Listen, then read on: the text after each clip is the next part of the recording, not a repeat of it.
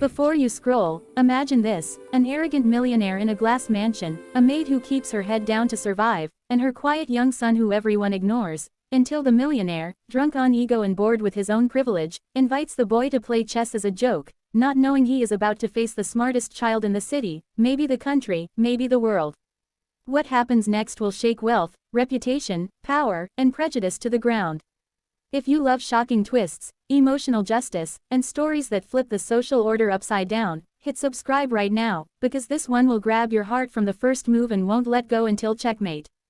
Victoria Langford's mansion stood like a glittering monument to everything money could buy but humility could never hold, its towering windows reflecting the California sun with a blinding arrogance, and every morning Marlene Daniels, the soft-spoken black maid who had worked there for nearly 7 years, arrived quietly with her 10-year-old son Jordan trailing behind her, carrying a second-hand backpack in that same thoughtful silence that made everyone assume he was shy when in reality his mind never stopped racing. Jordan saw patterns in everything: the tiles on the floor, the shape of the clouds, the way people lied with their eyes, and he saw the Langford home as one giant puzzle he hadn't solved yet, especially Victoria herself, a striking, sharp-jawed woman who looked like she'd been born inside a designer boutique and had never forgiven the universe for giving other people less than she had. And that day she was pacing around in silk slippers complaining loudly on the phone about the failure of her latest business venture, while Jordan sat quietly at the far corner of the kitchen table solving a chess puzzle in a book he'd borrowed from the public library after finishing all the others. Victoria didn't even glance at him until she stormed into the kitchen mid-rant, slamming her phone onto the marble counter and shouting, "How hard is it to find talent anymore? Even my dog could run this company better," causing Marlene to flinch though she didn't dare respond. But Jordan instinctively lifted his gaze and said softly, "Maybe you're looking in the wrong places," and the room went silent because no one ever talked back to Victoria Langford, especially not a child, especially not the maid's child. But Jordan wasn't challenging her, he was stating a fact, one she wasn't equipped to swallow, and she snapped, "Oh. And where exactly should I be looking?" Even though she didn't care about the answer, but Jordan simply pointed to the chessboard sculpture on her coffee table, saying, "You like chess but you're bad at it," which caused the housekeeper, the gardener, and even Marlene to freeze as though lightning had cracked the air, and for a moment Victoria was stunned silent because the boy was right. Her ex-husband had always teased her that she played like someone who knew the rules but had no imagination, and though she hated to be reminded of her flaws, the absurdity of being critiqued by a 10-year-old sparked something she had been missing for months. The thrill of superiority cloaked as humor, so she smirked, rolled her eyes, and said dramatically to the staff, "Well then, let's see what the little genius thinks he can do," grabbing her grandfather's ebony and ivory chess set that she never touched because it made her feel inferior every time she lost, and she set it down with a flourish, waving at Jordan mockingly as she said, "Come on then, prodigy. Humor me. Let's see if you can beat someone with actual life experience," while Marlene whispered in horror, "Jordan, don't, please don't, sweetheart," because she feared the humiliation that might follow. But Jordan only gave her a calm, confident glance and said, "It's okay, Mom," before stepping forward and sitting down with a posture so composed it made Victoria shift uncomfortably, though she hid it well behind a smirk. She made the first move, dramatic and confident, pushing her king's pawn forward as though she were announcing her arrival to an imaginary audience, and Jordan responded with a quiet, subtle move that resembled nothing like a child playing for fun. He was studying her, analyzing her rhythm, measuring her impulsiveness, and by the fifth move Victoria began to feel something she hated. Pressure, because the boy's silence made her mistakes echo louder, and the staff began drifting closer, pretending to dust or polish or rearrange non-existent things while watching the board with growing disbelief, and as Victoria played faster, more recklessly, attempting intimidation through speed, Jordan leaned back slightly, his eyes following the board with a kind of serene intensity that no one expected from a child, until finally, with a quiet tap of his rook, he said, "Check," and Victoria stiffened because it was too soon. Far too soon, for her to be cornered, and she tried to disguise her panic with a laugh, brushing a strand of perfectly styled hair behind her ear as she made a counter move she hoped was clever, but Jordan responded instantly, tightening the noose until he said softly, "Checkmate," and the word hit her harder than any corporate defeat, stunning the entire staff into breathless silence before the gardener whispered, "No way," and Marlene stood frozen with tears gathering in her eyes because she always knew Jordan was brilliant, but seeing the world notice, even briefly, felt like witnessing a miracle blooming in a desert. But Victoria, whose pride was made of glass disguised as diamonds, couldn't stand the humiliation and said sharply, "You must have cheated," even though she knew he hadn't, because the boy had outplayed her with such elegance that even her shallow heart felt the sting of truth, and Jordan shook his head gently saying, "Chess isn't about luck or cheating. It's about seeing what others don't," which infuriated her further because she hated being taught anything, especially by someone society told her she was above. But that night, long after the staff had gone home, she replayed the match in her mind over and over until she realized she wasn't angry at Jordan. She was angry at herself for underestimating him, and for the first time in years, a spark of curiosity, ambition, and something dangerously close to respect ignited inside her, leading her to invite him the next morning under the guise of rematch, which was really the beginning of something far bigger, because Jordan's intellect was not simply impressive, it was world-class, and Victoria Langford, a woman who collected power the way others collected postcards, could smell potential like perfume, and she was about to drag Jordan and Marlene into a future none of them were prepared for, a future filled with envy, scandals, exploitation, fame, betrayal, and a secret in Victoria's past that connected to Jordan in a way no one could have imagined. Victoria Langford did not sleep that night. Instead, she replayed every move of the chess game like a woman obsessing over a mistake that had punctured her flawless ego, and by morning she had made a decision that both terrified and thrilled her. She would train Jordan, elevate him, and showcase his genius, not out of kindness, not out of charity, but because she sensed something powerful, something profitable, something that could restore her fading reputation as a business visionary. So when Marlene brought Jordan to the mansion the next day expecting awkwardness or punishment, they were stunned to find Victoria waiting with breakfast, a smile too polished to be genuine, and a stack of advanced chess books she'd had delivered overnight, and Marlene immediately grew suspicious because she had cleaned for rich people long enough to know that sudden generosity was never free. But Jordan's eyes gleamed with excitement because for the first time someone outside their tiny world saw him as more than just a quiet kid reading alone in the corner. Victoria invited him to sit across from her again, this time with a more respectful tone, though it was laced with ambition, and said, "Let's see what you can do when I actually try." But after 30 minutes and 3 consecutive losses, her respect evolved into awe, then into obsession, and she declared that she would hire professional grandmasters to test him, evaluate him, and place him into competitions, and Marlene quickly stepped between them, saying sharply, "My son is not a tool for your entertainment or your image." But Victoria dismissed her concern with a wave, insisting it would give Jordan opportunities he could never access otherwise. And though Marlene wanted to refuse, she saw the fire in her son's eyes, an eagerness she hadn't seen since before his father left them, and she reluctantly agreed on one condition. Jordan must never be alone with anyone Victoria brings into his life, because she feared the world's hunger for prodigies, especially black prodigies, who were too often used, praised, and discarded when their shine dimmed. Victoria agreed with fake sincerity, and within a week, the Langford estate transformed into a chess academy, with grandmasters flown in from Russia, India, France, and Ghana, each one expecting a cute publicity stunt but leaving shaken, humbled, and muttering in disbelief after being defeated by a 10-year-old boy with a worn-out backpack and a mind that processed moves like future memories. Videos of these matches leaked online, never by Victoria, or so she claimed, and Jordan's name began trending as the Young Phantom, a nickname he hated but couldn't escape, and with attention came danger. Pushy reporters, talent agents, jealous parents, and even disgraced chess players looking for redemption by challenging him, which forced Victoria to hire security and install new gates, all while framing herself as the benevolent patron, the hero who discovered a hidden genius, a narrative that infuriated Marlene because she had raised Jordan alone, fed him, taught him, protected him, and never needed a millionaire to define his worth. But the world does not care about truth, only spectacle, and as Jordan climbed the ranks of underground tournaments Victoria arranged in secret, he noticed that Marlene began to avoid looking Victoria in the eye, especially when Victoria started talking about guardianship, private schooling, and elite mentoring programs abroad, phrases that tasted like betrayal on Marlene's tongue. Meanwhile, Jordan's connection with Victoria grew more complicated because though she was manipulative, controlling, and painfully arrogant, she also pushed him, challenged him, and introduced him to books, puzzles, and software he had only dreamed of. And the part of him that longed to be extraordinary gravitated toward her, while the part of him that understood loyalty remained fiercely tied to his mother. Then, one evening, after Jordan won a clandestine high-stakes match against a former world champion that left witnesses speechless, Victoria received a mysterious envelope slid under her door containing documents that made her face go pale. Inside was a birth certificate she had hoped was destroyed years ago, a certificate that revealed a secret she had buried deep, one that connected her own past to Marlene's son in a way that would shatter everything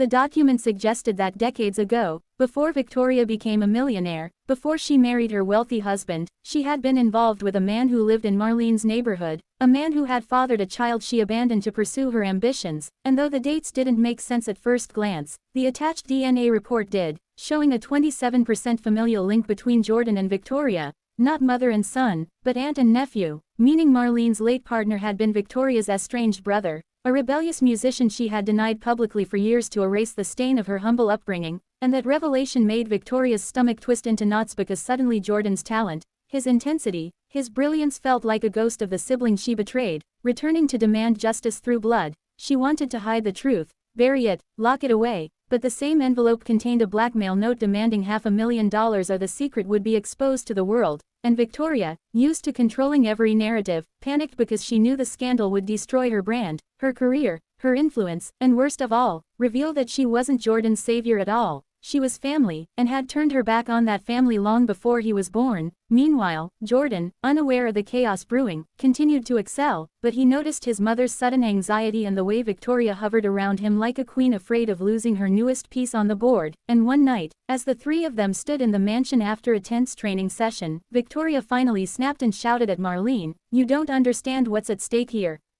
To which Marlene replied coldly, "The only thing at stake is my son's future. You care about your image," prompting Jordan to step between them as the energy in the room turned electric and dangerous, and it was in that charged moment that Jordan made a quiet observation that deepened the cracks forming beneath them. He said, "Someone's been watching us," because he had noticed unfamiliar patterns, cars parked too long by the gates, shadows that moved differently, and drones that hovered just slightly off the property line. And when Victoria checked the security logs, her face drained of color because the signals matched the timestamps of the blackmail threats, confirming they were being monitored. Yet the biggest twist came when Jordan, with his brilliant pattern-seeing mind, examined the blackmail note himself and said calmly, "This handwriting matches one of your staff," which froze Victoria and Marlene as the implications crawled through the room like smoke, and as Jordan continued analyzing clues with a maturity far beyond his age, a chilling realization dawned on all of them. The enemy wasn't outside the mansion, it was already inside.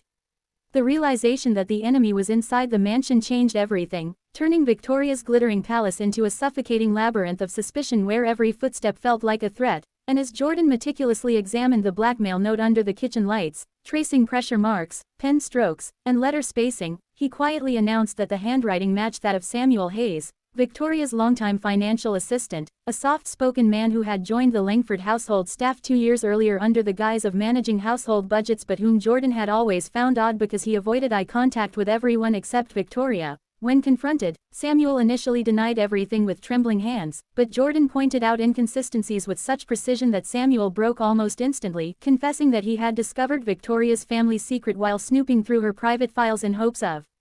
finding leverage to erase his own debts. But the confession was only the surface of a deeper plot because Samuel revealed that he wasn't working alone. He had been approached months earlier by a shadowy syndicate that specialized in exploiting young prodigies, a group that scouted talent online, analyzed viral videos, and targeted gifted children with the intent of controlling them for gambling, tech development, and underground competitions. And the moment Jordan's chess videos leaked, the syndicate had marked him as their next acquisition. Samuel, desperate for money and pushed by threats, agreed to be their informant, feeding them details about the Langford household, Jordan's rise, Victoria's vulnerabilities, and Marlene's schedule. But the part that made Victoria's heart pound with horror was Samuel's admission that the group planned to abduct Jordan within days, staging it as a simple disappearance to avoid suspicion, and that they had already infiltrated the estate by bribing a new security guard. The revelation jolted the room into urgent chaos, forcing Victoria to confront the consequences of her ego-driven decisions, and for the first time, she saw Jordan not as a project, not as a brand, not as a trophy, but as a child in danger, a child who shared her blood, a child her brother would have died to protect,